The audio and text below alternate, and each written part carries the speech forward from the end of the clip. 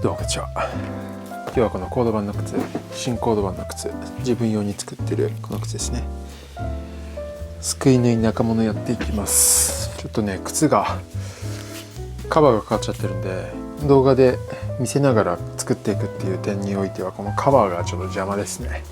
これは完成時まで取れないので、ちょっとなんかやっぱり微妙にテンション上がらないですけど、アッパーはまた完成時に見れるのをお楽しみということで、早く見たいので早く完成させたいと思います。まずはすくい縫い、これウェルトです。茶色く染めます。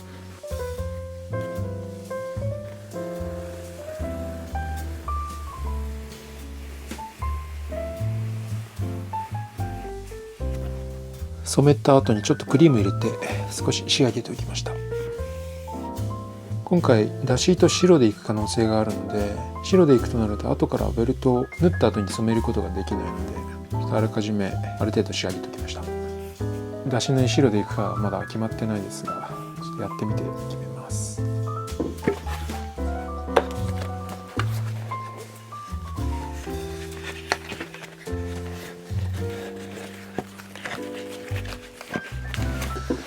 これでこの専用すくい台に固定して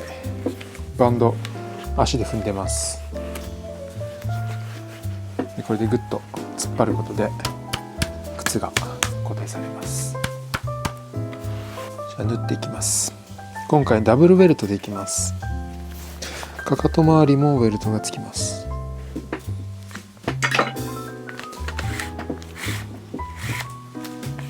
まずこのダブルベルト、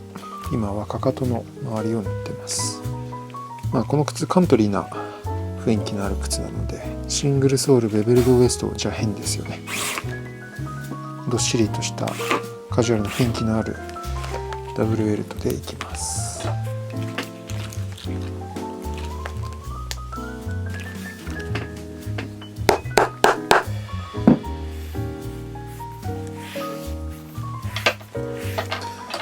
水で濡らしてベルトを柔らかくして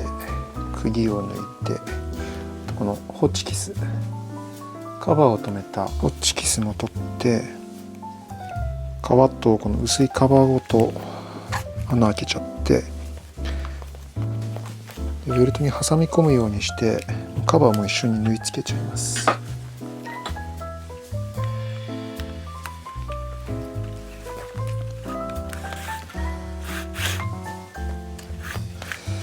今カバーはタッカーで止まってる状態なんですけど、これでタッカーと釘を外しながら縫い進めていって、でこのカバーは縫い終わるとすくい縫いでベルトと一緒に固定されているということになります。でカバーは完成時には切って除去しますので、完全に靴になった状態にはなくなります。たまに既製品の靴でなんかベルトとアッパーの隙間からピロピロしたゴミみたいなのがくっついてる時あるんですけど、それはカバーの取り忘れというか取り残しですね。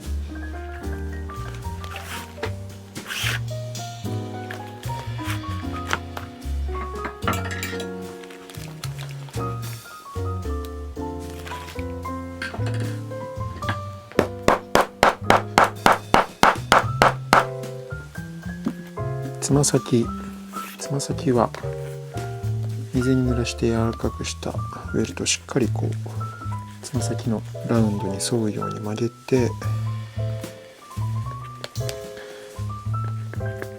いしょ、糸を通します。こういう風に結構急に曲がるところっていうのは、外側の穴の間隔と内側の穴の間隔結構違いますよね。内輪差外輪差みたいな感じで、外側の穴があんまり広がっちゃうと困るんで、外側の穴他と変わらないような間隔でいきます。そうすると必然的に内側の穴の間隔が狭くなっちゃいますね。そうするとグッと引くと皮がこの糸に負けて少しグッとね、若干ちぎれて奥に渦まっていくことがたまにあるんですよね。なのでこの太めの麻紐なんですけど、これをこの縫い糸に絡めながら縫い糸のこの輪っかに通す。でそれで引っ張ってグッと締めると、この穴の中に入っていかずにググッとこう埋まっていくのを防いでくれる、穴がつながるのを防止してくれる役割が少しあるので、つま先の急カーブはこういった紐を絡めながら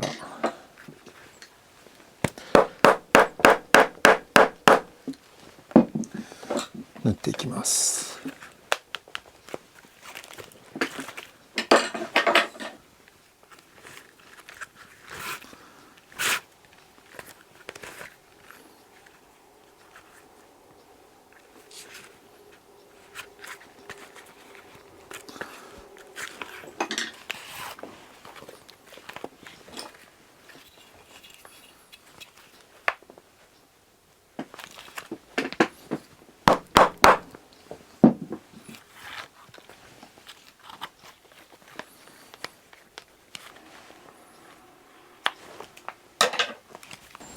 縫い終わったので、コクリ棒でベルトをぐいぐい押して平らにならします。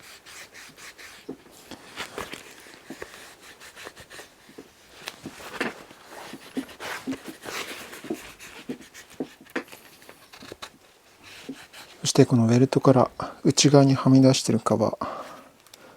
カットしちゃいます。カバーも一緒にカットします。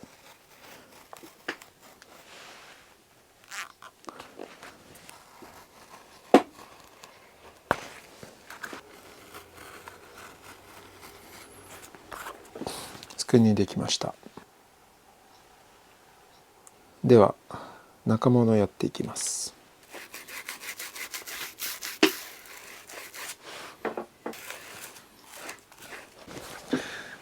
この前中底の動画で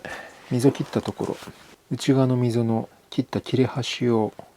残しておきました。これを戻して段差を埋めます。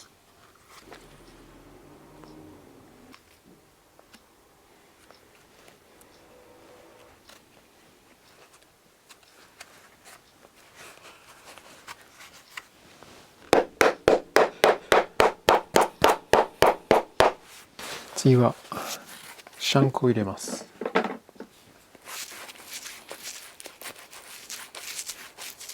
竹のシャンク、ウエスト部分に合わせて曲げました。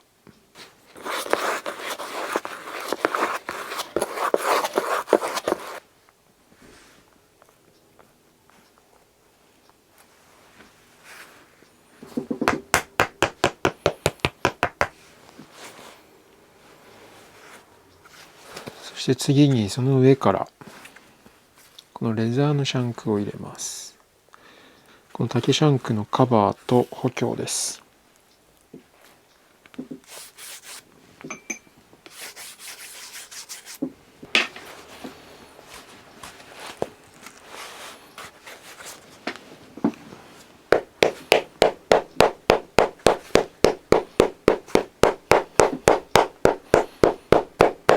レザーシャンクかなり厚みがありますので段差出ています。これを包丁で整えていきます。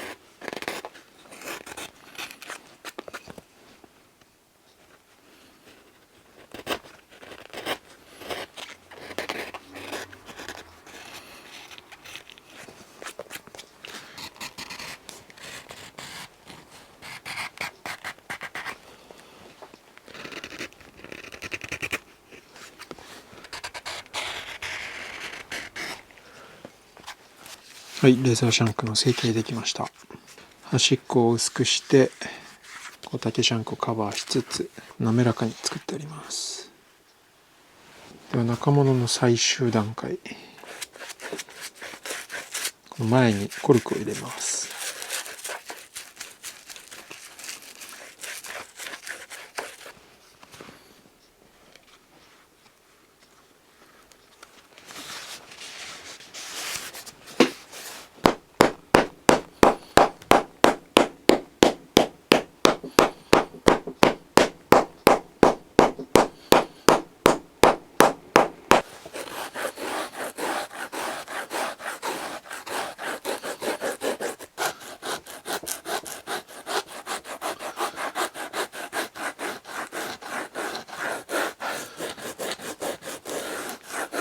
はい、こんな感じでレザーシャンクとつながるようにコルクもなだらかに削りました。作業終わってこんな感じの形状になってます。中底の動画から今回撮ってますけど、もうこの時点中底は完全に見えなくなっちゃいますし、シャンクとかも見えなくなっちゃうし、でも足元まさに支える重要な役割の部材たちです。そんな作業でした。ということで中物も終わりました。最近結構中物こだわってて、底面の形状を横から見た時の断面形状とか歩きやすさにもつながってくるところなので、いろんな微調整をしながら試してみています。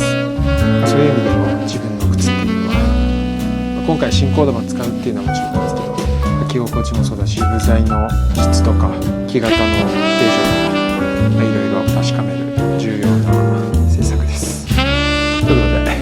次は出し縫いやって